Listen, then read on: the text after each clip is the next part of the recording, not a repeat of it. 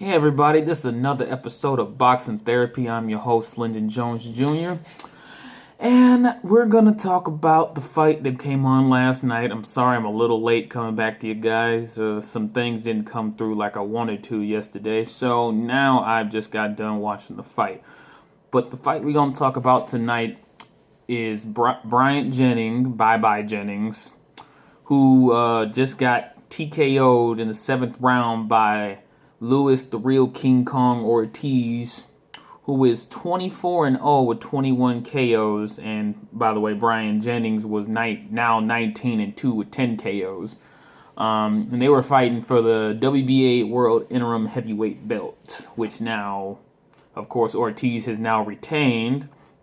And not to get everybody straight real quick, the WBA World is like the lower belt in the WBA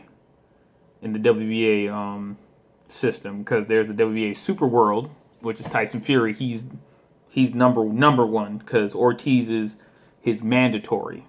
Is Tyson Fury's mandatory. So now that we got that out the way, we can talk about the fight now. First of all, I want to say that Jennings definitely coming in looks like he looks like he's the bigger fighter, but he's kind of on the smaller side of the heavyweight game.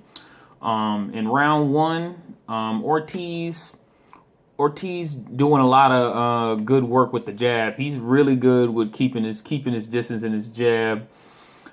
He's controlling a lot of the range, not letting Jennings really come in on him like he wanted to. Even in some points in the first round, Ortiz was cutting off the ring on Jennings, just keep him against the ropes, throwing the jab, the 1-2, couple hooks to the body and whatnot. And the way he was handling Jennings, I'm just really curious to see what would a fighter of Ortiz's caliber would have done fighting Vladimir Klitschko. I really think he'd definitely give Vlad some trouble if they ever did fight, which I don't think they will, but if they ever did, I think Ortiz would really give him some trouble, because he's something different I haven't seen in a heavyweight really at all lately. In round two, Ortiz likes to keep up that high guard, because Jennings was throwing a lot of hooks to the head, but he was blocking Jennings' punches. He has real nice. Ortiz got a real nice hard uppercut from the left and the right hand, because he's actually, I believe Ortiz is a southpaw. Because he was just kind of, he wasn't even really throwing the jab. He was just kind of pawing it out there just to blind Jennings so he can't really see what's going on. Then throwing the left punch, because Jennings can't really see it coming at that point. But they were doing a lot of inside fighting. Ortiz really, I guess he could control himself on the inside as well as the outside. In round three, Ortiz was jabbing a lot to the head and to the body. He was controlling most of the action, because Jennings was hitting Ortiz, but it looked like he was kind of like padding him. It wouldn't look like the punches were really hard and meaningful. Like he's just kind of just padding him down like. But anyway. Like I said, even though Jennings looked like, physically, if you look at the two, Jennings definitely looks like the much bigger guy, but for some reason he just didn't have that power. Even though he hit him with some good shots, Ortiz with some good shots, he didn't really seem like he, really hurt Ortiz at any point in this fight. And what was it, in round four, they were both coming out really hard. Ortiz still keeping his distance with the jab, and Ortiz, I have to say, he's got some pretty good footwork for a heavyweight. I almost want to say probably better footwork than Tyson Fury, honestly, in my opinion. But because he didn't seem like he's not that flat-footed. He's pretty good. He almost, because in some instances y'all might think I'm crazy saying, but he's kind of got that, that Ali footwork, just kind of really up on his toes, bouncing around with the jab, just jab. But that's what in instances, not in the whole fight, but in instances, I saw that. I saw flashes of Ali's footwork and jab. Y'all can say whatever y'all want. I'll take it. But that's what I think. That's my opinion. But, overall, I just think Ortiz just end up, for the most part, just overpowering Jennings slowly over the rounds, because in the, what was the rounds, about 4 or 5, and it might have been 5 and 6, they both looked like they were kind of gassing out a little bit, especially Jennings. They looked like they were a little tired.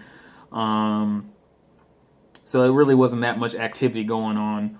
In round 7, he just kept, he kept jabbing him. Ortiz kept jabbing Jennings, and because every time Jennings come in, Ortiz would, he timed the uppercut perfectly, and it was close to the end of the round. Ortiz finally got, because he threw a right uppercut, then he threw a left uppercut and just rocked Jennings, and he ended up dropping him for the 8 count. And then after he got up, Ortiz basically, he saw that he was hurt, so he went after him and ended the fight with 19 seconds to go in the 7th round.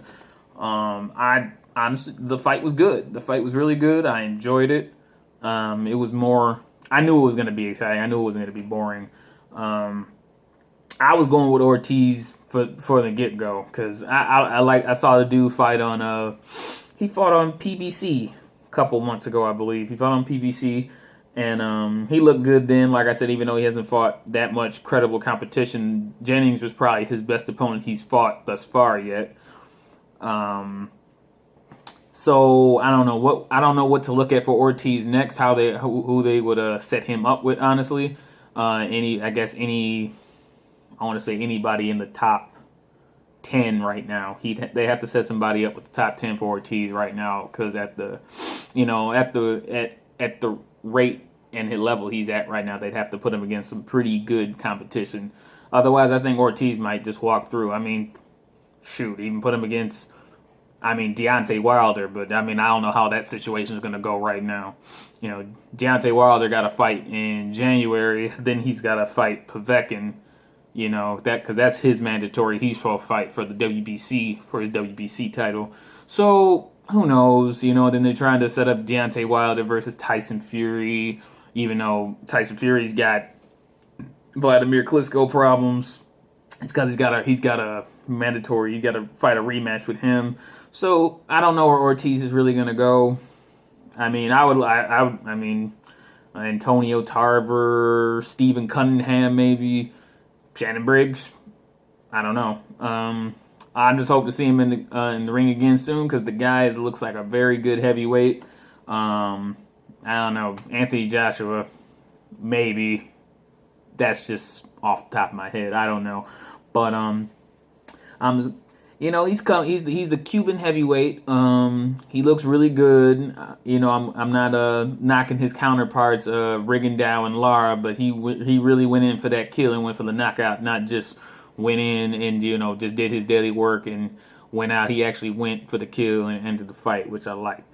But this has been another episode of Boxing Therapy. I hope you guys enjoyed it. I'm gonna catch you guys in the next episode.